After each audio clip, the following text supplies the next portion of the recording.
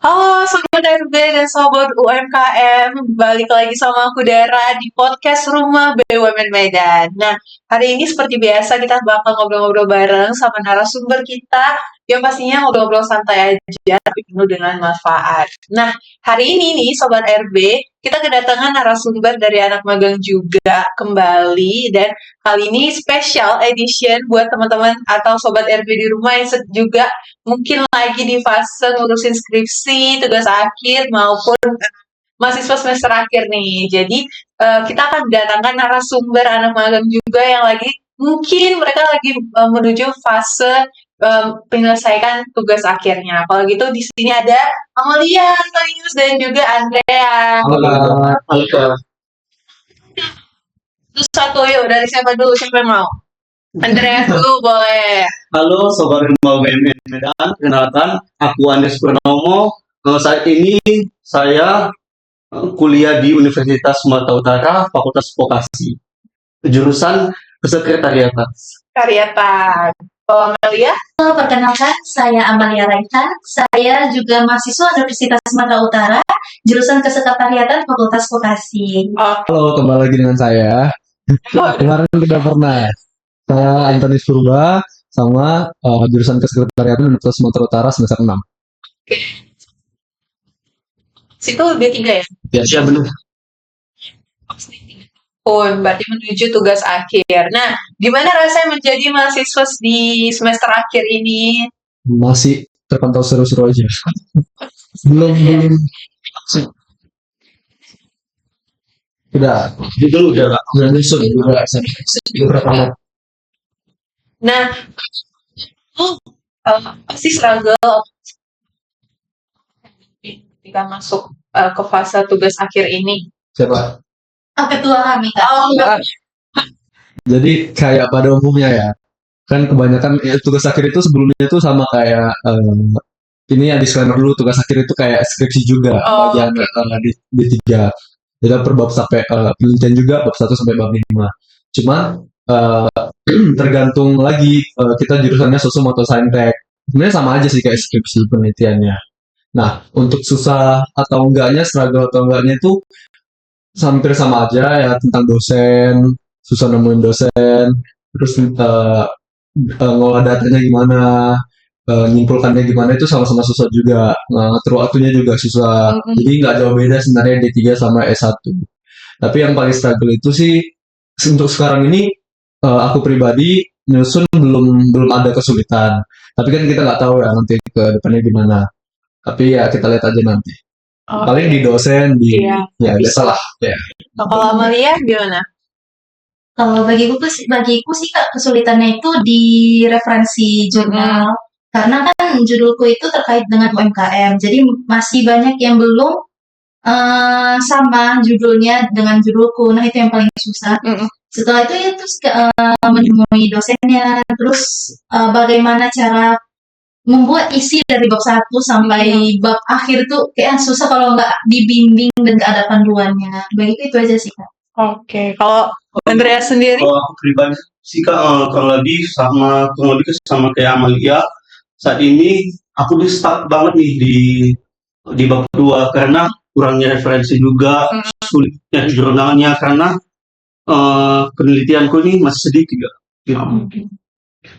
Ya jadi berarti kalian tuh sistemnya gimana sih? Kalau aku nih dulu ya, aku tuh emang harus buat penelitian baru gitu. Jadi sumber-sumber jurnal, artikel jurnal yang aku dapat di internet gitu ya, itu tuh cuma sebagai panduan aja, sebagai referensi. Nah, kalau kalian apakah boleh melakukan penelitian yang udah ada atau harus buat penelitian baru lagi?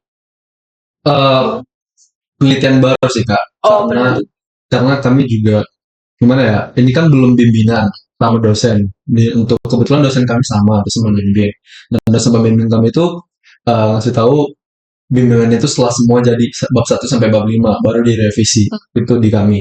Jadi ya kami di bab 3 atau bab 2 gitu ada kan penelitian terdahulu gitu. Iya, benar. Nah, itu nanti waktu bimbingan mungkin kami bisa diskusi apakah perlu penelitian terdahulu atau enggak. Kalau memang perlu berarti kita harus buat yang baru kan.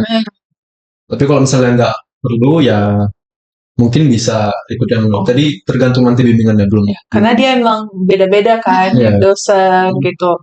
Oke, nah selain itu, kalau boleh tahu judul skripsi kalian apa aja sih? Karena kan aku dengar katanya penelitiannya di rumah BUMN juga kan. Soal tentang apa tuh?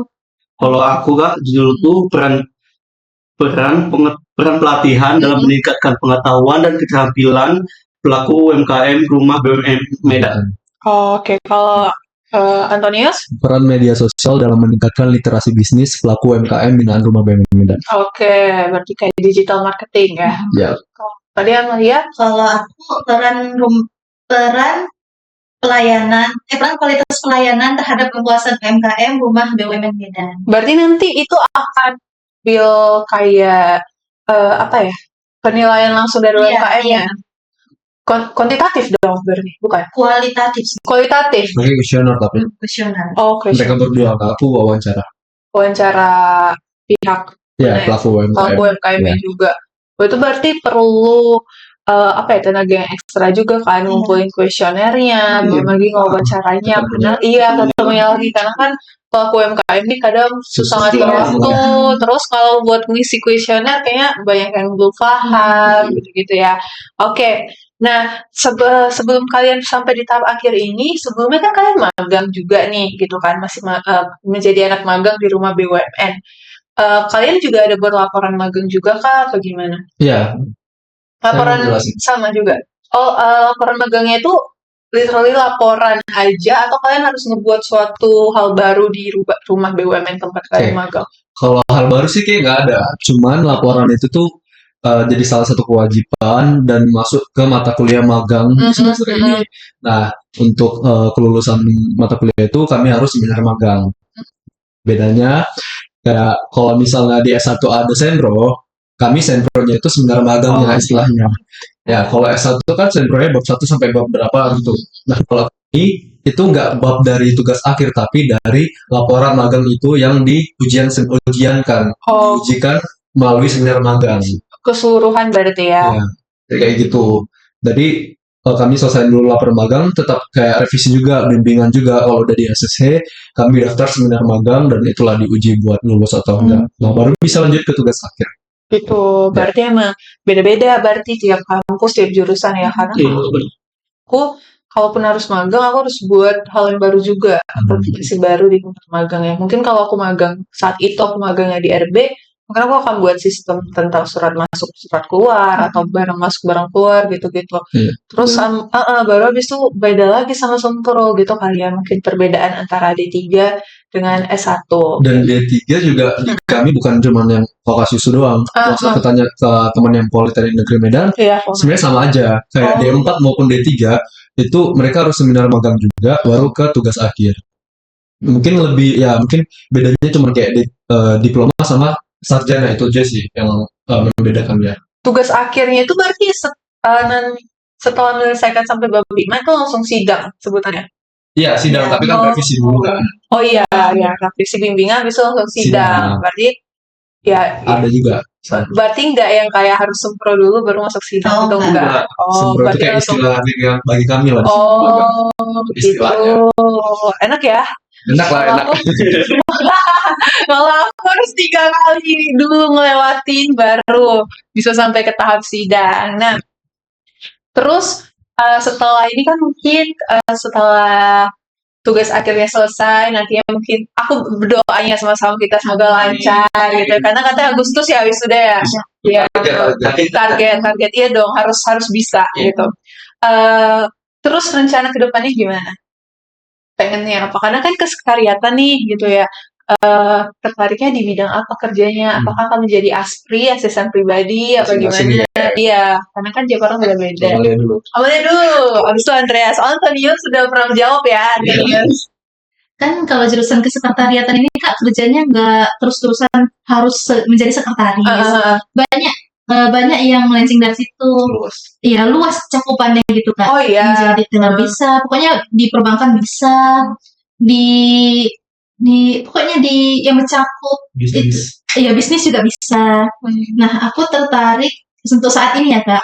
Kemarin memang sudah tertarik di perbankan, menjadi teller. Tapi karena setelah ada kemarin cerita orang anaknya itu lulus di PT KAI jadi pramugari, kan kami juga ada pelajaran untuk pelayanan pribadi. Benar. Jadi kan itu juga menjadi batu loncatan juga kan aku bisa belajar dari pelajaranku sebelumnya untuk mengaplikasikan ke dunia kerja di PT KAI menjadi pramugari. Benar. Saat ini aku di situ sih. Oke. Nah, kalau Andreas sendiri. Kalau aku pribadi sih Kak, lagi persiapan untuk ini ya Kak, untuk ASN. CPNS. CPNS ya, betul Kak. Oke. Tertarik di kesekretariatan. Gitu. Kira-kira PNS-nya di mana ngambilnya udah tahu? Tepatnya di Jakarta Kak. Jakarta. Kementerian lah ya. Iya, betul. Semoga lolos. Kalau Antonius gimana? Kalau aku dari dulu emang pengen kerja di perusahaan dan untuk fresh graduate aku pengen coba pengalaman baru itu langsung kayak di Jakarta, kota-kota besar lah, Jakarta, Surabaya. Karena untuk kerjanya apa, paling nanti kalau itu kan perusahaan swasta ya. Nah, perusahaan swasta kan nggak jauh-jauh dengan yang kayak business development lah, marketing dan semacamnya. Aku tertarik di situ. Jadi karena kebetulan kesekretariatan yang tadi dibilang nggak hanya tentang sekretaris, kami membahas juga tentang dunia bisnis. Itu yang membuat aku tertarik juga masuk kerja di dunia bisnis, nggak hanya tentang sekretaris doang. Dan ya tempatnya di Jakarta. Karena option liburannya juga banyak. Tempat liburannya banyak. Jawa ya. Pokoknya di Jawa tuh kita bisa berkembang. Itu sih pokoknya. Terus ada kayak pengen buat ngambil S1 lagi nggak? Atau mau kerja dulu? Ada. Tapi kerja dulu. Kerja dulu gitu. Karena Ambil kelas kelas apa? Karyawan. kalau S1 dia lebih kompleks kan, pastinya. Jadi emang butuh tenaga ekstra juga. Nah, terus aku pengen ngasih tips juga sih ke teman-teman nih, karena kan mungkin belum masuk ke fase tugas akhir, nanti akan hektik-hektiknya kayak gimana. Nanti mungkin kalian akan merasakan fase yang kayak udah semua lifestyle coba gitu ya, biar gak stres karena ternyata nyusun tugas akhir dan skripsi itu nggak mudah. Mungkin teman-teman sobat RB di rumah juga yang pernah di fase itu juga merasakan gitu. Jadi aku pengen sih teman-teman bisa enjoy time-nya gitu loh. Jadi jangan ngerjain tugas skripsi itu di saat weekend, tapi ngerjainnya dari hari Senin sampai Jumat. Ini tips dari aku ya, ngerjainnya dari Senin sampai Jumat di jam kantor gitu. Jadi sesuai di jam kantor dari jam 8 ke jam 5. Jadi malamnya teman-teman udah istirahat. Terus Sabtu Minggu teman-teman kapan gitu. Jadi jauh lebih biar nggak lebih tertekan sih. Meskipun kadang harus ngejar revisian dari dosen gitu ya. Tiba-tiba kita udah selesai nih sampai bab 5, tahu dari bab 1 dia minta ubah semuanya gitu ya. Itu kadang nyesek ya. Tapi ya juga sih aku kemarin. Aku sempat mikir kayak gitu juga, cara ngaturnya kayak mending aku ngerjain skripsi itu atau tugas akhir itu anggap kayak kerja. Di Senin sampai Jumat atau Sabtu boleh lah. Nah, di hari Minggu full istirahat. Ya, aku mikirnya gitu juga. Itu juga. Biar nggak stres kan. Dan jangan kebalik jamnya, jangan malam bekerja sampai habis tidur, karena takutnya kesehatannya menurun juga sih. Nah gitu. Oke, kalau kayak gitu ada nggak kata-kata buat sobat RB nih terakhir sebelum kita tutup podcast ini? Mungkin di luar sana yang juga lagi struggle sama tugas akhirnya atau yang belum sampai di fase tugas akhir, ada nggak yang mau disampaikan? Aku dulu ya Kak. Iya boleh. Bagi teman-teman di luar sana, kalau mau nyusun, kalian jangan lagi malas-malasan, karena suatu skripsi atau tugas akhir itu yang baik itu selesai. Benar. Bukan yang dikerjakan. Maksudnya itu kayak ada beberapa tips yang aku catat juga bagi aku. Yang pertama itu kita harus rajin-rajin tanya ke orang yang menurut kita mampu untuk bantu kita selain dosen pembimbing. Nah, jadi sebelum kita masuk bimbingan sama dosen pembimbing, ada baiknya kita tanya dulu nih, biar nanti ke dosen pembimbingnya hasilnya lebih bagus yang udah sempurna lah menurut kita ya. Walaupun nggak sempurna tapi setidaknya bagus. Nah terus kita jangan nganggap ini juga kita nggak masuk kelas, sampai di kos masih bisa lah gitu. Itu malah justru membuat skripsi atau tugas akhir itu nggak selesai. Jadi dikerjakan aja dulu, dicicil, cari waktu yang menurut kalian nyaman untuk kerjain tugas akhir atau skripsi itu. Terus buat target-targetnya nih, tanggal berapa kamu mau selesaiin bab segini. Aku buat juga di situ catatan gitu. Apa namanya yang di situ? Keynote ya. Sticky notes. Pokoknya kalian buat-buat aja apa yang perlu kalian jadi reminder bagi diri kalian supaya bisa selesai. Benar. Jangan sering nonton film juga Ya, karena itu jadi dikurangin aja. penghambat. Benar. Oke, nah tadi Antonio sudah ngasih kata-kata, ngasih tips and trick ya. Nah, selanjutnya siapa nih? Amalia. Amalia dulu, Kak. Oke, boleh.